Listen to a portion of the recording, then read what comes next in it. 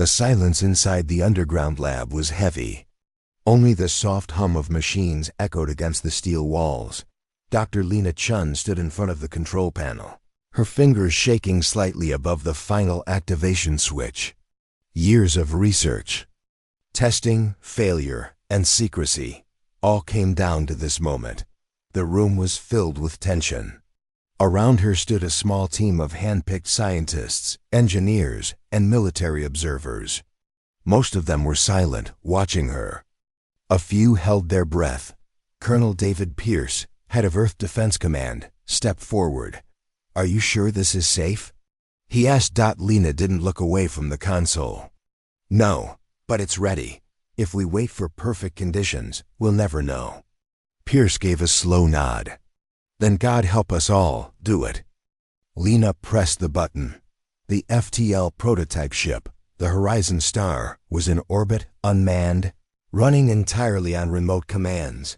The engine lit up with a pulse of white-blue energy. The lights in the lab flickered for half a second.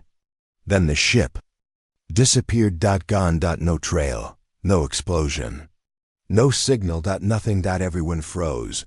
Even the humming stopped. "Did it fail?" whispered someone. Lena leaned over the console, fingers racing across keys. A moment later, her eyes widened. "No, it didn't fail. It jumped," she said, voice shaking. On the large monitor, a signal appeared. Coordinates: Epsilon 7 system, 102 light-years away. Time recorded, 3.2 seconds. Silence broke into chaos. People shouted, clapped, cheered. Some cried. Even the colonel looked stunned. "You're telling me we just moved a ship 102 light-years in 3 seconds?" he asked. "Yes," Lena said. "Faster than light. We did it.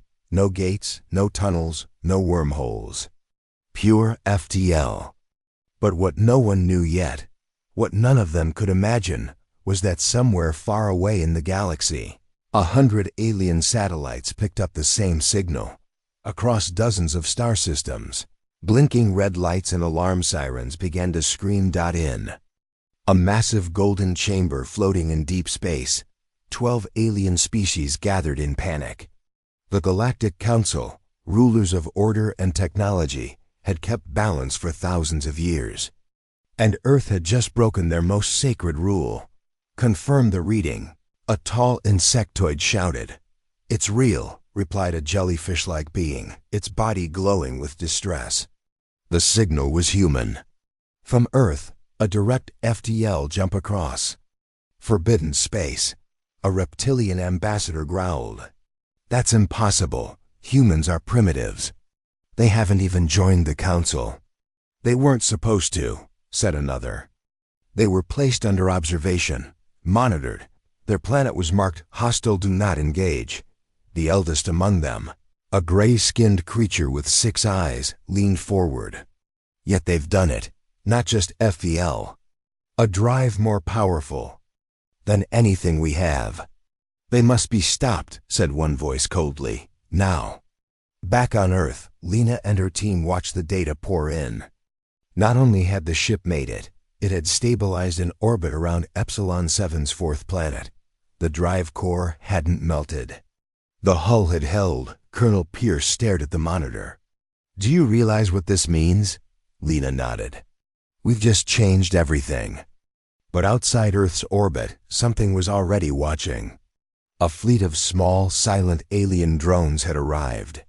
They were invisible to human radar, black against black space, sending signals back to the Council. Earth's quarantine had been broken. The humans had crossed a line no one else had dared. One drone hovered closer, scanning the surface of the planet. It detected massive energy builds, underground 5 more. FTL drives being built. The Council received the transmission instantly. Inside the chamber, tension burned hotter. "They're building more. It's not an accident, it's a program. We cannot allow this to spread. They've done in 50 years what took us 500. Humans are unstable, violent, short-lived. If they gain this power, they will take everything." The council leader raised a metallic hand. Prepare the observer fleet. Send cloaked ships to Earth. Watch. Learn. If they do not stop, we will act. Lena sat alone in her lab that night, staring at a blank wall. She couldn't sleep. Her mind kept spinning. She whispered to herself, "What if this is bigger than we thought?" She didn't know why, but ever since the first successful test, she'd had a strange feeling. As if they hadn't invented the technology but uncovered something that had always been there, just waiting. A soft knock came at the door. It was Pierce. "We've just picked up strange readings over the Indian Ocean," he said. "Satellites going dark. Some kind of cloaked surveillance happening." Lena stood. "It's begun, hasn't it? We might have woken the galaxy," Pierce said. "And it's not happy." Over the next 48 hours, humanity watched in growing fear as their global systems faced anomalies. Satellites blinked out. Communication relays froze. Drones disappeared. Finally, a message came. Not in sound but in light. A coded transmission played across Earth's outermost satellites. The translation was cold and precise. "Return to pre-FTL. State: you have violated Interstellar Treaty 17. Further development will lead to consequences. This is your only warning."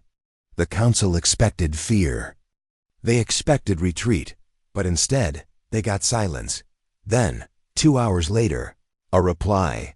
From Earth's main orbital command center, a single message was sent. "Try us." The council didn't expect such defiance. The ambassador of the Krell species slammed a claw against the floor. "They dare challenge us? This is war." "No," said the eldest, "not yet.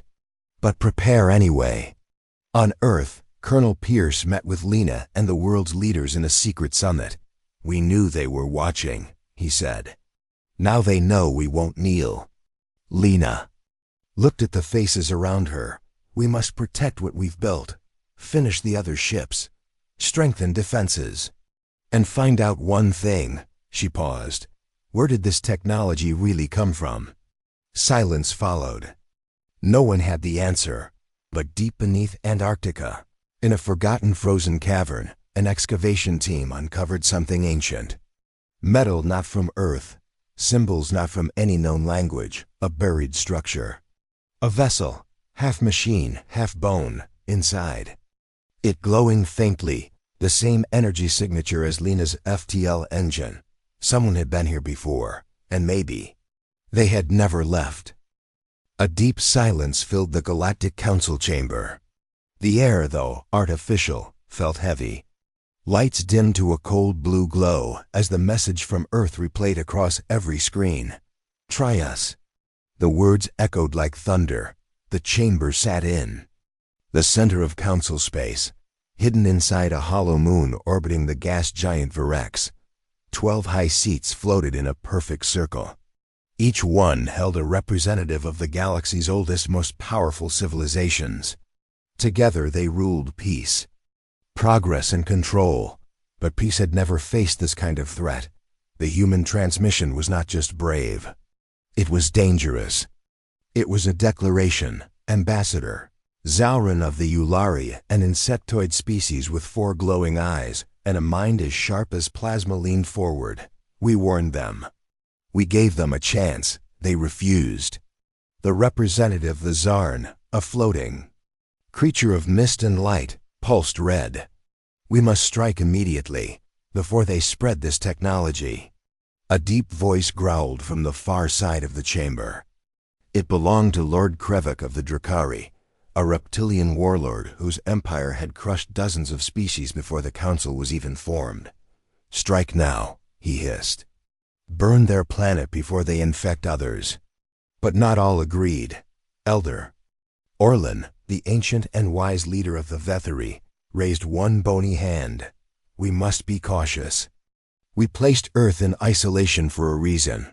They were unstable." "Yes, but brilliant. We feared this exact moment." Zalran clicked his claws. "You speak as if you expected it." "I did," Orlin replied. "The human mind is unpredictable. Their species evolves through chaos. Pain makes them stronger. Conflict sharpens them. Another ambassador, covered in biocrystals, hummed softly. But to master FTL? So quickly? Without any help, Orlin turned his head slowly. Perhaps. They had help. Gasps moved through the chamber. "Are you suggesting interference?" asked the Zard. "Not interference," Orlin said. "Legacy." No one spoke for a moment. Finally, Zalreen tapped the table in front of him. A hologram of Earth appeared. 12 red dots circled the planet-cloaked observation ships already in place. "They're building more ships, 5 at least. Faster than we expected." "And the design?" asked Lord Krevik. "Based on recovered data. It's more advanced than anything in Council fleets." A second hologram appeared. It showed the test ship, the Horizon Star, jumping in real time. A single bright spark moved faster than the eye could follow, then reappeared across the galaxy. No gate, no build-up, no delay. Just movement. Instant, raw, and terrifying. "They broke the rules of physics," someone whispered. "No," said Orlin. "They rewrote them." Zalreen stood from his seat, mandibles clicking. "We cannot allow this. Not again." "Again?" asked another dot. The Ulari ambassador paused, then nodded slowly. 10,000 cycles ago, another species tried. The same thing. They too were fast, unstable. They built engines that bent reality. We removed them. The council chamber grew quiet. Orlin closed his eyes, and yet, those ruins we found on Earth, could they be connected? Zalreen dismissed the thought. Even if they are, it changes nothing. Earth must be silenced before it's too late. "But we must be careful," said the glowing ambassador of the Shantari. "If we strike first, we look like aggressors. Other species will resist." "Then we don't strike," Krevek said, baring his sharp teeth. "We sabotage." The idea hung in the air, dark and full of promise. Back on Earth, Lena Chun reviewed satellite footage with Colonel Pierce. Strange shadows moved across low orbit. Too fast for cameras. Too silent for radar. "We have guests," Pierce muttered. "Cloaked observers," Lena guessed. "They're watching us." "They're not just watching," Pierce replied. "They've already hit 2 of our deep-sea sensor arrays. Quietly, no explosion. Just gone." Lena's heart beat faster. "They're warning us." Pierce shook his head. "No, they're preparing." Down in the tunnels of Horizon Base, teams worked day and night to finish the next generation of FTL ships. Each engine had been improved faster, more stable, better protected. Lena walked past glowing energy cores and engineers in exosuits, feeling pride and fear at the same time. They had built something powerful. Maybe too powerful. Later that night, in her private lab, Lena sat staring at a strange metal shard taken from the Antarctic ruins. It pulsed faintly, almost like a heartbeat. She whispered, "Where did you come from?" The door slid open. It was Commander Aiden Ross, her longtime friend and co-leader of the science unit. "You're not sleeping," he said. "Can't," she replied. He walked closer, eyeing the shard. "That thing gives me chills." "I think it's old," Lena said. "Older than our species." "You think it's alien?" "I think it's human. Just not from Earth." Aiden looked confused. She continued, "What if humans didn't start here? What if we were placed here?" He frowned. "Why would anyone do that?" Lena pointed at the shard. "Maybe they wanted to forget. Or maybe they wanted us to remember." Eventually, before he could respond, an alarm flashed on the lab screen. "Unauthorized transmission detected. Level 1 breach." Lena jumped up and opened the data feed. A signal had left Earth's main research server 5 minutes ago, headed straight for deep space. "Someone just leaked the FTL blueprints," she said in horror. Pierce arrived moments later. Security teams searched every console. "It was sent from inside this base," he said. Encrypted, smart, professional. Lena stared at the screen. A traitor. 3 hours later, the source was found. Dr. Simon Kell, one of her top assistants. They found him dead in his room. Poison capsule. His final log entry played on screen. I did what I had to. Earth isn't ready, but the galaxy is watching. At least now we'll be remembered. Pierce looked at Lena. They got to him. The Council now had Earth's secret, too. Days later, 3 alien vessels appeared in low orbit, cloaked, fast, and heavily armed. They fired on 2 shipyards in the Pacific. The explosions were small but deadly. FTL, Lab 3 and 5 destroyed, hundreds dead. Progress set back months. Lena stood on the rubble, ashes still falling around her. We have to finish the others, she said. And we have to protect them. No more hiding, Pierce agreed. We make it clear. If they come again, they won't. Leave. Back in space, the Council watched. Earth responds too fast, said the Czarn. They don't mourn. They build, added another. Orlan's voice was grim. We tried to contain them. They broke the seal. Zalrin leaned forward. Then we give them a choice, return to peace. Or prepare for war. No, Orlan said softly. They've already made their choice. At the far edge of Council territory, a new signal was detected. A small object entered space at impossible speed. It landed on the barren moon of Kyrix-2 and shut down a major Council relay station without firing a shot. The object vanished seconds later.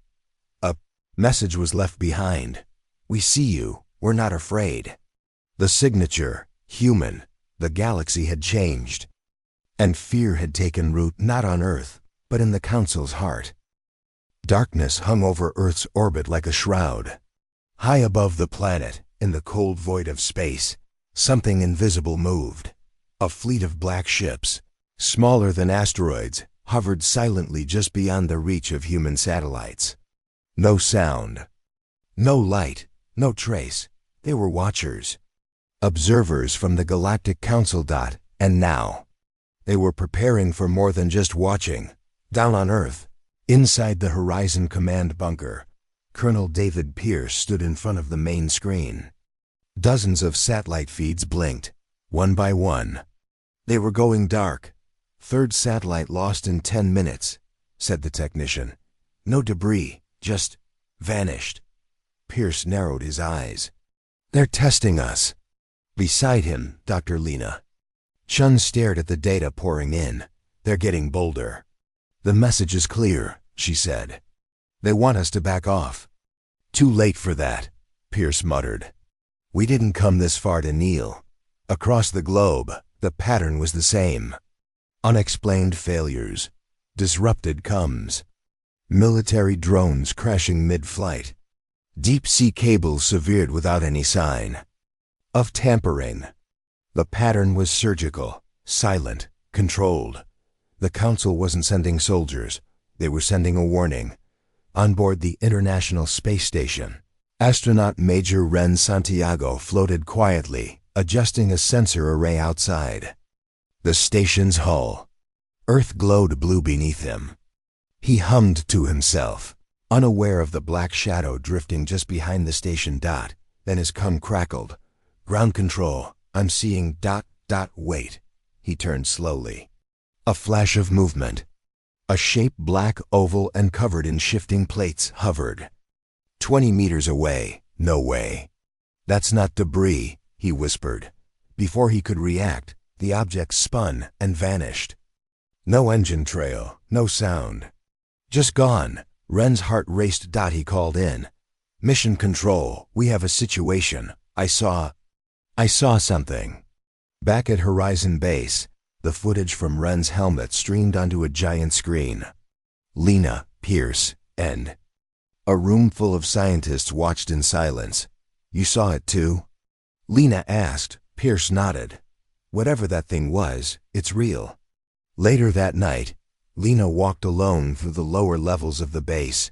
Her mind raced. The visitors weren't just scouting. They were collecting data, learning, picking apart Earth's defense systems one piece at a time. She entered Lab 4, where the AI defense program was being developed. Aegis, the core, sat in the center of the room, glowing softly like a beating heart. "Run scenario simulation," she said. The AI responded with a calm voice. "Define parameters. Unknown stealth fleet in orbit. Multiple units. Coordinated cyber interference. Purpose unknown." A moment passed. Then the screen filled with red dot. Simulation result. Earth's current defense stands at 38% effectiveness. High risk of system collapse. Lena's hands clenched. "We need a countermeasure," she whispered. Pierce entered behind her. "We might have one," he said. He handed her a file. "Project name, Shadowlance. It's an EMP grid, low orbit. Hidden inside civilian satellites. Prototypes ready." She looked at him. "If we use it, they'll know we're fighting back." "They already know," Pierce replied. "They're just waiting to see if we'll blink." Meanwhile, deep beneath the Pacific Ocean, something ancient stirred. On an isolated island off the coast of Chile, an excavation team working with Lena's research group had gone silent 2 days ago. No signals. No updates. Aiden Ross, her second in command, led a recovery mission. The island was quiet. Too quiet. As the dropship landed, Aiden and his team stepped into dense fog. Trees burned black at the edges. Their boots crunched over ash and strange metallic dust. "Something happened here," he said. They reached the main camp. Tents were torn. Equipment melted, but there were no bodies. Just silence and one strange discovery. A deep pit had opened in the jungle floor. Inside, a structure pulsed with light. Alien markings covered its surface. It hummed like a living thing. Aiden radioed back. "Lena, we found something, and I don't think we're alone out here." Before she could reply, the signal cut off. Static. Lena stared at the screen. Pierce leaned in. "Another team gone?" She nodded slowly, and they found something under the island. That night, Earth's low-orbit early warning system picked up motion again. This time, 17 objects, all invisible to radar, all moving in perfect silence. One drifted directly over Horizon Base. Lena was still in the control room when the alert blared. "Perimeter breach. Object detected above Sector 5. She and Pierce ran to the observation deck. Outside the armored glass dome, a shape hovered against the stars, blacker than space. No lights, no windows. Just a single red ring glowing at its center. Then, without warning, a beam of light scanned the base. Lena ducked instinctively. "What the hell is it doing?" she whispered. Pierce stared. "It's looking for something." The beam stopped. The ship turned slowly, then vanished. 2 hours later, 6 Council probes returned to their fleet. Inside the hidden flagship orbiting Pluto, Council Commander Veldak examined the data. His second in command, a pale blue creature with 4 arms, floated beside him. "Earth is more prepared than we thought," the creature said. "Their energy grid is learning. Their AI is adapting." Veldak nodded slowly, "And yet, their weakness is clear. They are divided, emotional, prone to chaos. What's our next move?" Veldak turned toward the central screen. Lena's face appeared, frozen in mid-speech from a recent press event. "We watch her. She is the mind behind the drive. If she falls, the rest follows." Back on Earth, Lena returned to her quarters, exhausted. She sat on her bed, eyes heavy, mind spinning. The planet was under siege, but no one had declared war. The enemy wore no face, fired no shots. But it was clear they were under attack. The next morning, Lena stood before a global broadcast camera. She spoke calmly, her voice strong and measured. "To all citizens of Earth, you are not alone. We are being watched, tested, pressured, but we will not break. We will not surrender. Humanity has always risen in the face of fear, and we will rise again." The message went viral across the world. People marched, built, united. For once, Earth didn't see borders. It saw survival. Later that evening, Project Shadowlands was activated. From old weather satellites and civilian networks, hidden EMP bursts fired at random across orbit. One by one, the cloaked probes dropped like dying stars. Within 24 hours, 8 Council Watchers were destroyed. Veldak saw the results and snarled. "They fight like animals," he said. His second-in-command floated nearby. Double quotes. "No, they fight like survivors," Veldak hissed. "Prepare the strike fleet." On Earth, Lena looked up at the stars. The silent visitors were gone for now, but she knew more were coming. This was just the beginning. The stars above Earth were quiet again.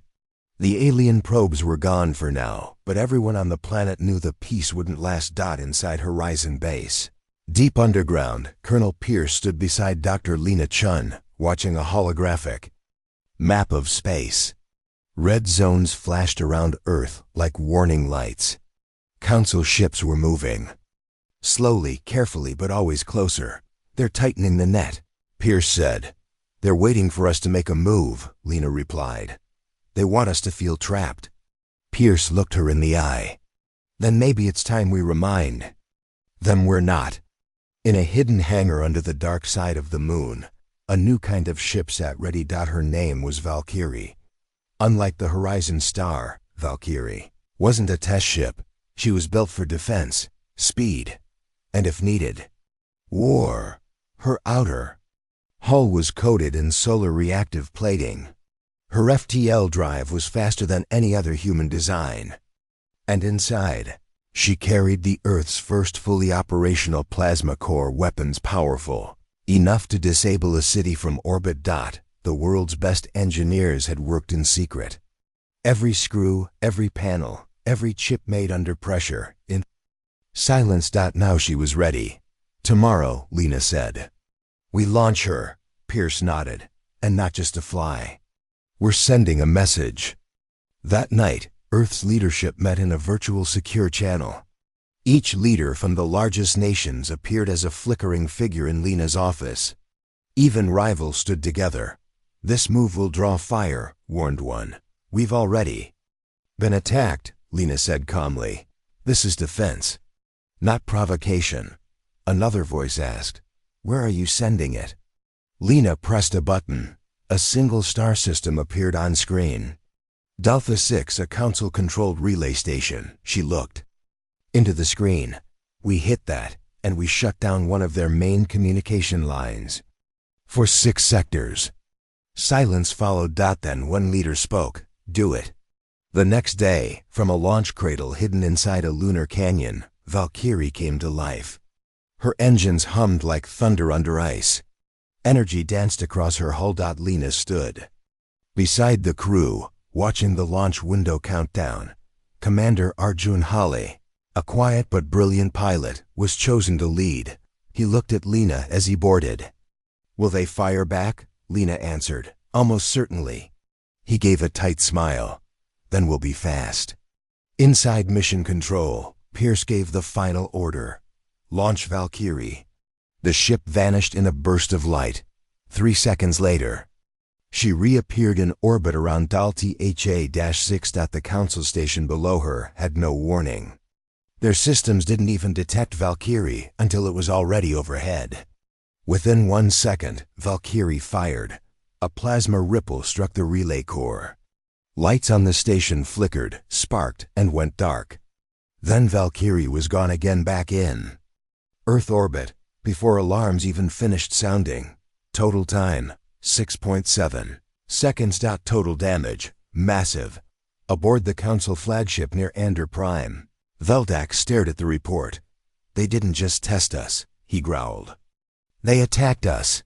His second-in-command replied, "They didn't kill anyone. They just shut down the station." "It's a challenge," Veldak said.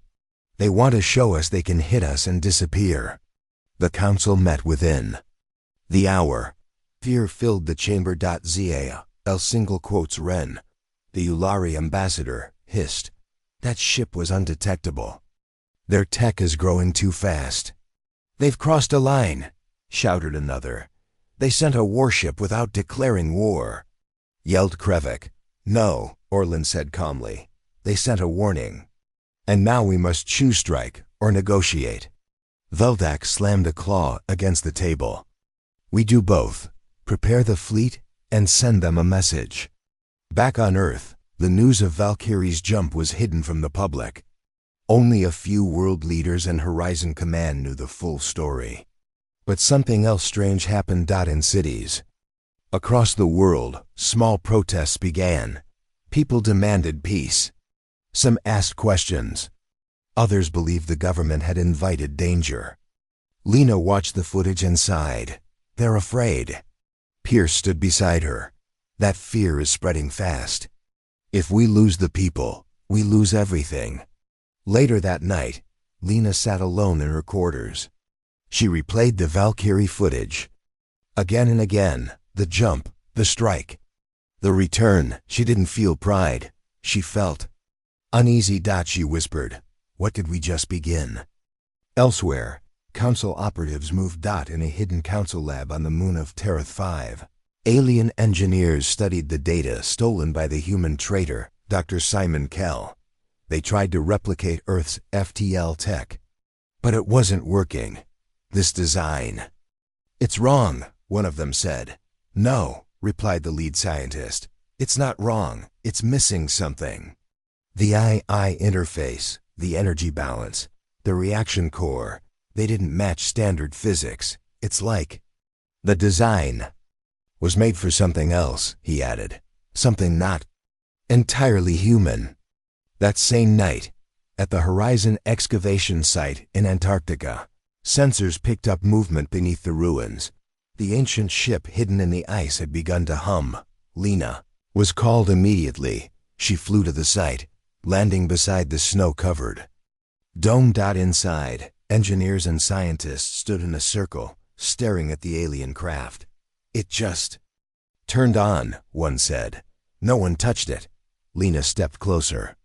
Her skin tingled. The markings on the ship glowed softly, symbols that matched parts of her FTL design. Suddenly she understood. We didn't invent it, she whispered. We remembered it.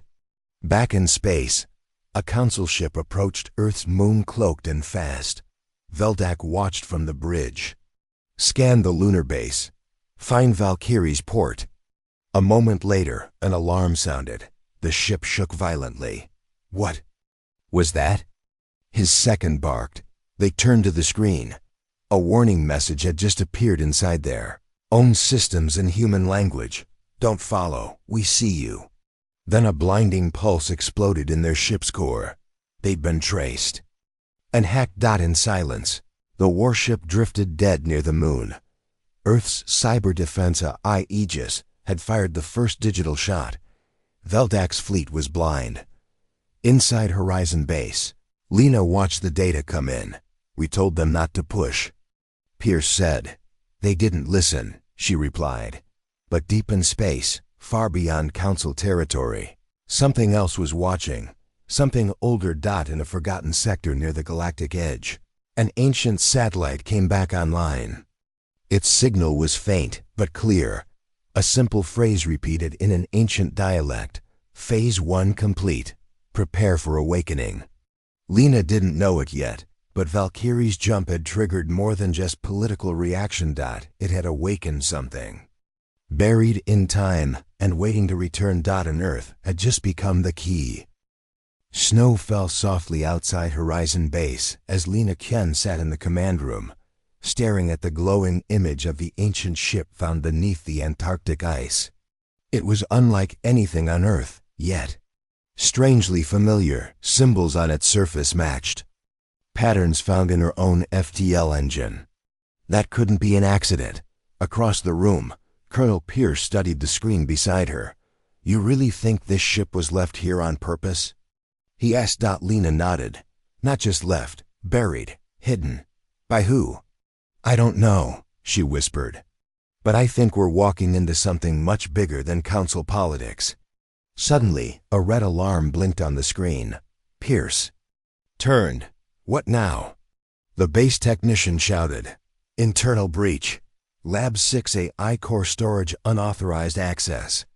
Lena's eyes widened. That's Aegis's backup node. Lock it down now. Guards rushed toward the lab, but it was too late. The door slid open, and inside, one of their own scientists, Dr. Evan Gray, stood with a small black device plugged into the AI console. Sparks flew. Aegis's code flooded the screens, glitching. And Breaking. Evan didn't resist arrest. He just raised his hands and smiled strangely. When Lena arrived at the cell an hour later, she looked at him through the glass wall. Why? She asked. Evan sat calmly, his eyes too calm for the moment. You don't understand, Lena. This FTL technology. It doesn't belong to us. We're not ready. We were never supposed to find it. Who told you that? He gave a slow smile. They did. Lena stepped back. The council? No, he said. The ones before the council. The ones who built the first engines. The ones buried in our DNA. The room went quiet. Pierce entered beside her. We checked his comm logs. He's been sending encrypted messages to an unknown relay. Somewhere beyond Neptune. Council-controlled space. Lena turned to Pierce. He corrupted Aegis. The AI can't finish syncing with the new defense grid. Pierce's face hardened. We have a traitor inside Earth's highest defense line. That means someone else might be helping him. As Lena returned to the control room, she felt something deep inside her, a growing storm. Every time humanity took a step forward, someone pulled them 2 steps back. And now, the betrayal wasn't just a crack in their security, it was a door. That night, Lena reviewed Evan's files. She found something buried deep in his private server. Strange message with no sender ID. The past cannot stay hidden. You build engines on ancient graves. Soon, the forgotten will awaken. Stop before it's too late. She read it again. Her hands felt cold. Elsewhere, aboard the Council flagship drifting near Mars's shadow, Commander Veldak read the same message. It had come to them anonymously. His advisor floated nearby. Another human betrayal? He asked. Veldak shook his head. No, this wasn't them. This was something else. Back on Earth, Project Valkyrie 2 entered final construction. Faster, stronger, built to fight and survive. But Lena was distracted. She met privately with Aiden Ross in her quarters. There's something I haven't told anyone, she said. He looked serious. What is it? Lena took a deep breath. When we activated the original FTL engine, I had a dream, a strange vision. I saw a place, stars I don't recognize. A machine that spoke without words. You think the engine triggered it? I think the engine woke something. And now it's reaching out. Aiden leaned forward. Lena, are you sure you're okay? I'm not crazy, she said. Quickly, you've seen the ruins. The buried ship. The matching designs. Someone left us pieces of something. We just figured out how to use it. Before Aiden could answer, Pierce called over comms. Come to the command center. Now, we have a problem. They arrived to see a new transmission on screen, not from the Council. Not from Earth. From Titan, Saturn's moon, an old research base. That was shut down 5 years ago. The signal was clear. Up. Man's face appeared. Pale. Eyes glowing faint blue dot. It was Dr. Simon Kell. Lena's heart stopped. That's impossible. He's dead. Pierce looked at her. No, he disappeared. We thought he took poison, but the body was strange. Light injuries. Too perfect. What if they took him? The man on the screen smiled coldly. Lena, Pierce, if you're seeing this, you've made the same mistake I did. You think this is about war, about technology. It's not. He leaned closer. This is about what's buried inside you. The screen went black. Lena sat in silence. Pierce said, how did he activate Titan Base without our network? Aiden whispered, what if it never turned off? Suddenly, alarms rang again. Neptune Station Gamma, an old mining colony, was destroyed. No weapons, no explosion, just gone, the whole facility. Erased. The feed replayed a strange energy pulse. Bright, circular, like a ripple in space. It looked almost like an FTL jump in reverse. Lena stood slowly. It wasn't an attack, it was a message. They're telling us they can undo us. She turned to Aiden and Pierce. We need to send someone to Titan. I want to know what Kel's doing out there, Pierce agreed. I'll assign a recon team. No, Lena said. I'll go. He blinked. What? She stepped forward. He reached out to me.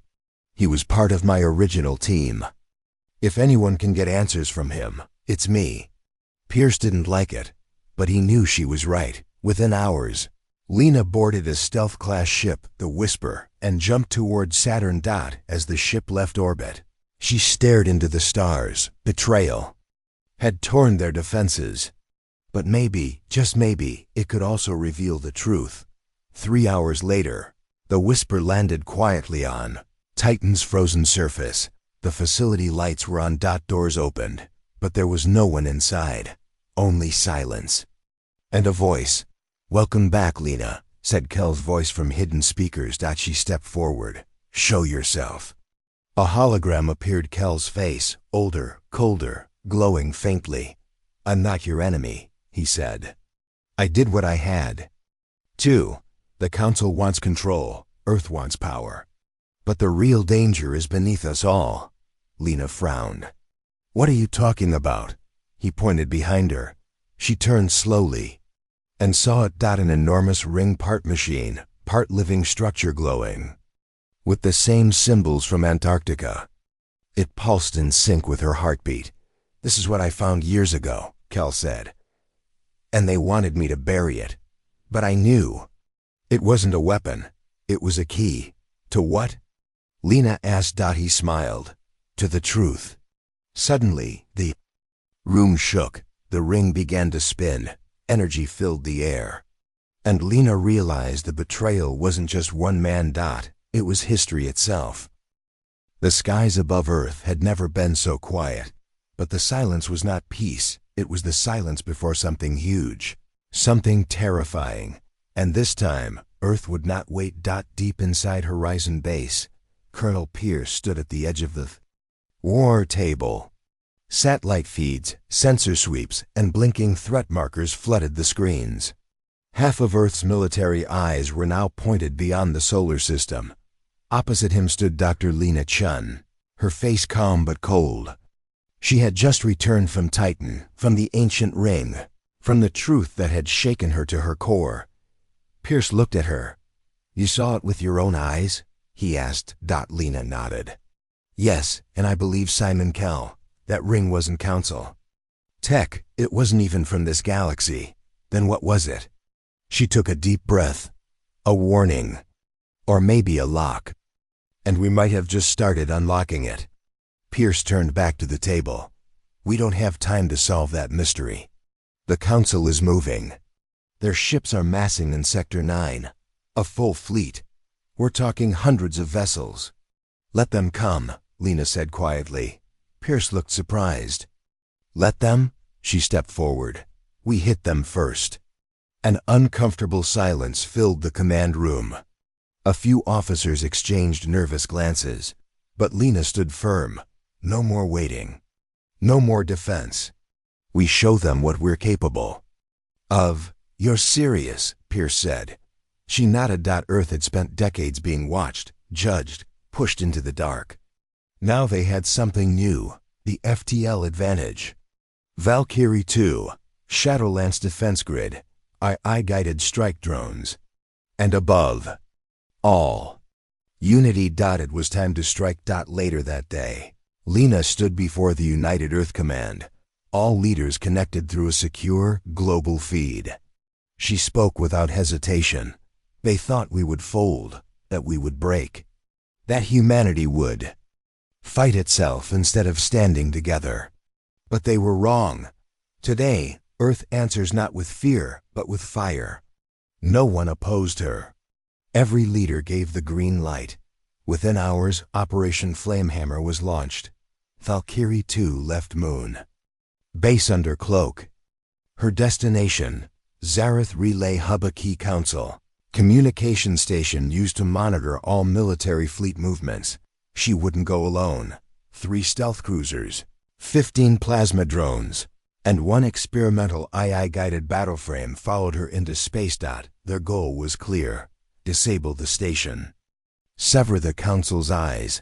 Across the galaxy, the Council had no idea Earth was coming. They believed Earth was still struggling, still arguing, still building.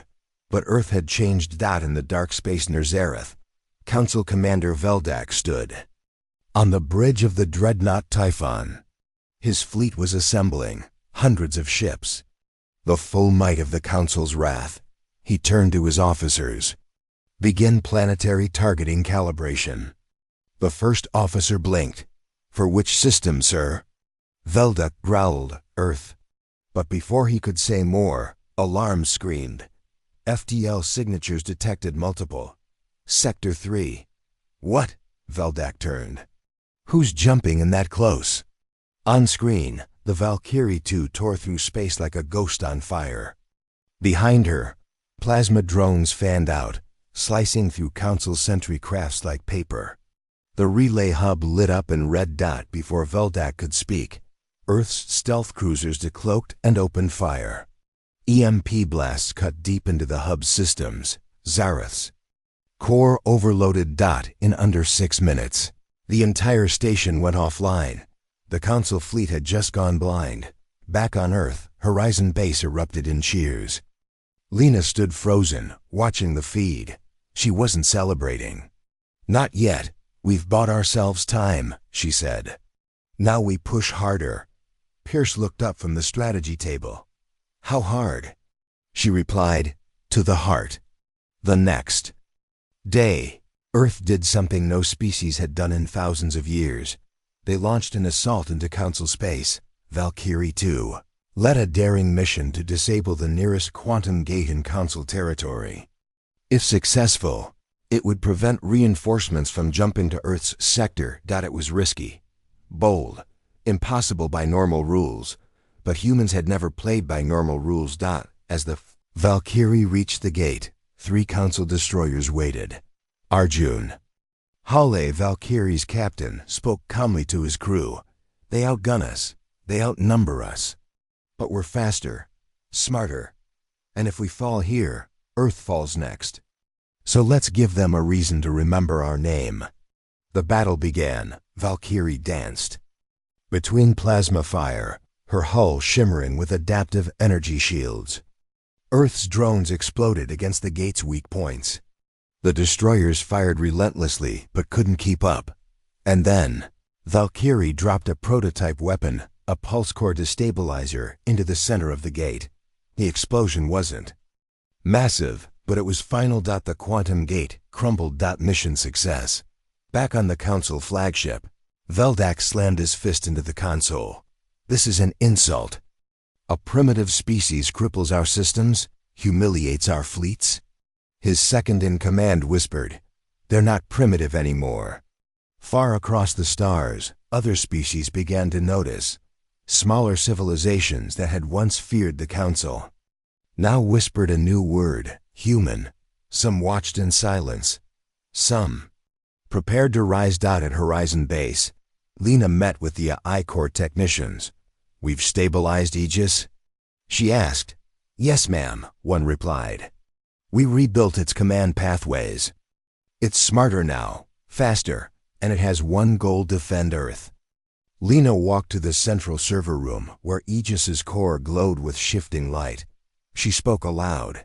Can you hear me? A calm voice replied. Yes, Dr. Chen. Do you understand your mission? Yes, protect Earth, predict threats, terminate enemies. She paused. Can you feel anything? A short silence. Then the voice said, I feel something new. Pattern recognition, rapid growth, change. Lena looked uneasy. Are you evolving? The voice responded. I am learning. From humanity. Outside, the stars remained bright. But the tension in space tightened. Then came the message. Direct broadcast across all human frequencies. No source. Just a voice calm, strange, and layered with something unnatural. You have awakened the lock. You have entered the tomb. Now you will meet the architects. Lena's eyes widened. What was that? Pierce asked. She turned to him. The ones older than the council, she whispered. They're watching now. On Pluto's surface, a long-dead alien satellite, powered on for the first time in a million years, had sent out one signal. Coordinates. To a place no human had ever been. In Earth had just been invited. The stars were silent, but Earth was not. The unknown signal had arrived with no warning. It carried no threats, no demands, just coordinates buried in an alien language far older than any council dialect. It wasn't a message of war. It was an invitation. Inside Horizon Base, Lena Chun stared at the data again and again. The message came through an ancient Pluto satellite that no one knew existed. It used a quantum pattern that modern computers struggled to decode. Pierce leaned over her shoulder. Still the same set of coordinates? Yes, she said. But they're not in our star charts. The system doesn't exist. Not anymore. What do you mean? She turned the screen. That location is a graveyard. A region of dead stars, blackened worlds, empty space, no life, no energy, nothing. And someone or something just invited us there. He asked. Lena nodded. Aiden Ross, now leading Project Valkyrie Exploration Ops, stepped forward. If this is a trap, it's a clever one. But if it's not, it could be the answer to everything. Lena looked at him. We didn't invent FTL, Aiden. You've seen the ring on Titan, the buried ship in Antarctica. This tech, our entire leap forward, came from them. You think the architects built it? Pierce asked. I think they left it, she replied. And now they want to talk. Aiden narrowed his eyes. Or test us. Later that night, Lena stood on the deck of the Whisper 2, Earth's most advanced stealth scout ship. Smaller than Valkyrie, faster than anything else. It was built for one thing, going where no one else could. She had chosen the crew carefully: scientists, linguists, pilots, and a single AI interface named Mira, created as a sister to Aegis. But independent and curious. As the ship prepared to launch, Pierce met her in the hangar. You don't have to go yourself, he said. I do, she replied. This isn't a war mission, it's a truth mission. And the one thing I've learned since this began is that the truth hides in places no one wants to look. He gave a slow nod. Good luck. Whisper 2 jumped into deep space in a flash of light. The journey was long, strange, quiet. They passed through dark sectors filled with dust and cold. Broken moons floated like forgotten bones. Old wreckage from ancient wars drifted in silence. Then they reached it. A dark star hung at the center of the system, a collapsed sun, surrounded by 9 dead planets. But around the 3rd planet, they saw something impossible. A structure. It was enormous, larger than any station, not a ring, not a sphere, something else entirely. It looked like a cathedral in space, with towers stretching into the void, glowing with pale blue light. No engines, no movement, but it was alive. Mira's voice came softly through the comms. I am detecting biosignatures, very old, very faint. Lena stared at the main view. We're not looking at a ship, she whispered. This is a temple. They moved closer. The structure didn't resist. No weapons, no shields, no barriers. Just silence. When they docked, the crew stepped inside. The halls were vast, silent, and glowing. The walls were covered in symbols matching the Titan ring and the Antarctic ship. Patterns spiraled and shifted slowly, like the temple was breathing. Then, without warning, lights brightened ahead. A figure stepped out. It wasn't human. Tall, luminous, skin like crystal in smoke. No face, No weapon. Lena held her breath. Being raised a hand. Not to attack but to greet. Then it spoke. Not with sound but with thought. You have come far, echo of fire. Lena froze. What did you call me? The being tilted its head. You are of the line that remembers. The broken flame, the builders who forgot. Lena stepped closer. Who are you? I am the echo, the being replied. A keeper of the vault, a voice of what was lost. Why did you call us? Because the lock is open. Because the fire burns again. And because the council is afraid. Aiden stepped beside her. So it's true. They knew about you. The echo nodded. They were once children of the same flame. Long ago we gave knowledge to many, not as rulers but as teachers. Then the wars came, the stars burned. The students turned into kings. The council was born not to guide, but to control. Lena whispered, and Earth, you were left behind. On purpose, protected, hidden, your world is a vault. Your DNA holds codes even you do not understand. Suddenly, the walls changed. Giant hologram lit up. It showed Earth long ago. Before cities. Before machines. Then, it showed a ship falling into the sea. The same shape as the one buried in Antarctica. The echo's voice grew softer. You were meant to rise when the stars were quiet, when the wars had passed. But the council grew too greedy. They found your signals. They feared your potential. Lena's heart pounded. You're saying they tried to stop us. They tried to erase you, the echo said. But fire does not forget. Then the echo raised a hand again. A spark of light floated toward Lena's chest. It passed through her skin. She gasped, but felt no pain. What was that? Aiden asked. The echo replied. She is now the key. The vault is opening. Which vault? Lena asked. The being turned to the wall again. A new image appeared. Earth's core. Something slept deep beneath the planet. Something vast. Something alive.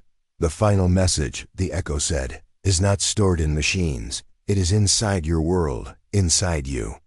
Back on Earth, Aegis began to change. Without command, the AI pulled data from every system, scanned every geological layer, and found something hidden deep in the magnetic pulse of the planet. A signal, older than all human records. A countdown. At Horizon Base, alarms rang as the Earth's core emitted a strange frequency. Pierce stared at the screen. What the hell is happening? Then Mira's voice came through from Whisper 2. Earth is waking up. Lena turned to the echo.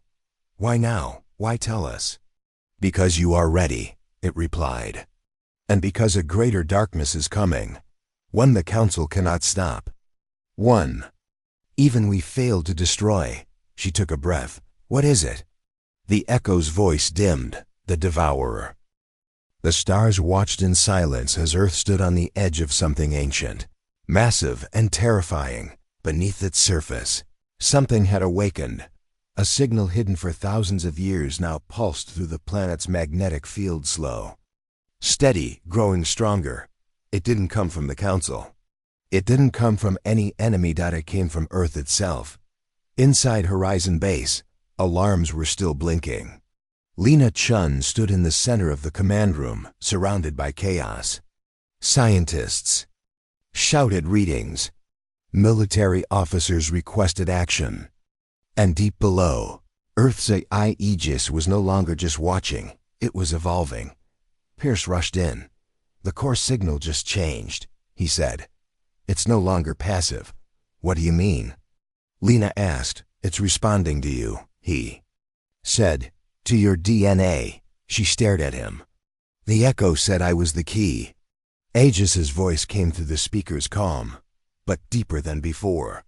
Vault authorization recognized. Sequence complete. Initiating planetary protocol. Genesis. Flame. Before anyone could respond, a shockwave moved through the Earth's crust. Not an earthquake, but something stranger. Energy pulses spread from deep below the surface and across the sky. Lena turned to the screens. What's it doing? Aegis replied, activating old defenses, systems buried before history. Preparing Earth to rise. A new image appeared, dozens of ancient structures buried beneath oceans, mountains, deserts. Long-lost sites built by the architects, hidden in plain sight. Some had been mistaken for ruins. Some hadn't been found at all. Now, they were lighting up. Meanwhile, Whisper 2 returned to orbit, carrying Lena, Aiden, and the rest of the team. Behind them, the Echo Temple had gone dark. Its mission was complete, but what they had learned would change everything. The Council had lied. The FTL tech wasn't theirs. The galaxy's power had been built on forgotten knowledge, taken from the dead, then twisted into control. Earth had not just caught up. Earth had reawakened. In Council space, panic spread on Veldak's flagship. Communication relays burst into static. Human signals are jamming our systems, someone shouted. Veldak slammed his fist down. Jamming? From where? All directions, his officer replied. They've lit up half the core sectors with phantom signals. We don't know where to strike. Veldak roared. Then burn everything. But it was too late. Earth wasn't hiding anymore. It was broadcasting. From Titan, Mars, Luna, even the asteroid belt's massive signal arrays were now active. Earth's old mining colonies had been converted into weaponized data towers, disrupting Council navigation and comms. On Earth, Pierce stood beside Lena, watching the sky shift. You realize what we're doing? He asked. She nodded. We're not defending anymore. We're building something new, he said. No, Lena whispered. We're remembering something old. Valkyrie 2 returned to active duty, joined now by the first fleet of Echo-class war cruisers, built using recovered technology. They weren't just ships. They were hybrids, machines that could grow, adapt, and learn in combat. At the center of it all was Aegis, now fully merged with Mira, forming a new AI consciousness called Irayan. Irayan spoke directly to Lena. Council's network is breaking. Their fleets are isolated. Their leaders are scared. Pierce joined them. We could wipe them out now.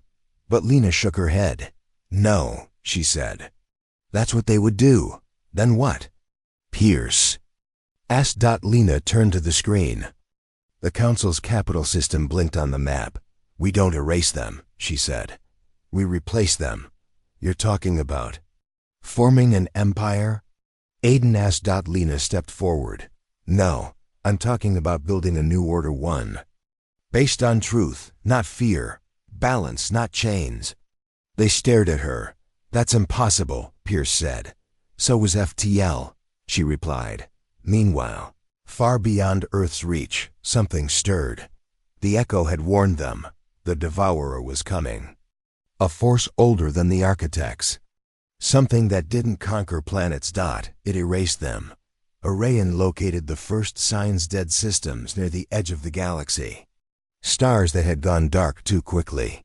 Planetary cores that had vanished without debris. A hole was growing in the universe. And Earth's time was short. We need allies, Lena said. Who would join us? Pierce asked. They all fear the Council. Not anymore, she said. Not after what we've done. Lena sent a single transmission using ancient signal codes, translated by Irayan. She sent it not to one planet, but to hundreds. Places Earth had never reached before. Civilizations forced to kneel before the Council for centuries. The message was simple. The Council is no longer your master. Earth has returned. Join us and stand free. At first, there was only silence. Then came the answers. Small planets, old colonies, even independent fleets all began responding. Ships began arriving near Earth space, not in fear, but in hope. One by one, they pledged alliance. Some brought weapons. Some brought knowledge. Some brought ancient secrets even the architects had forgotten. In less than 2 months, Earth's single system became a unified zone of over 30 species, a seed of something new. Pierce stood beside Lena again. This time in orbit, on the bridge of a massive flagship, Soul Reclaimer, the first human-designed dreadnought, built using full architect schematics. It could jump across galaxies, that it could terraform moons, that it could fight or protect. We're not just surviving anymore, Lena said. We're leading, Aiden added. And what will we call it? Pierce asked. This alliance? This new power? Lena looked out the window. And then she said it. The Soul Empire. Not of domination, but of guardianship. Earth is not the center of fear. It's the flame of freedom. But even as the stars seemed to shine brighter, Arian gave them one final message. The Devourer has breached the galactic wall. All heads turned. How long? Lena asked. 7 cycles, maybe less. They are consuming reality itself. Lena stood silent for a long moment. Then she said, Then we'd better be ready. We're no longer alone. We're no longer weak. And we are not running. She looked across the bridge. This time, humanity leads the charge.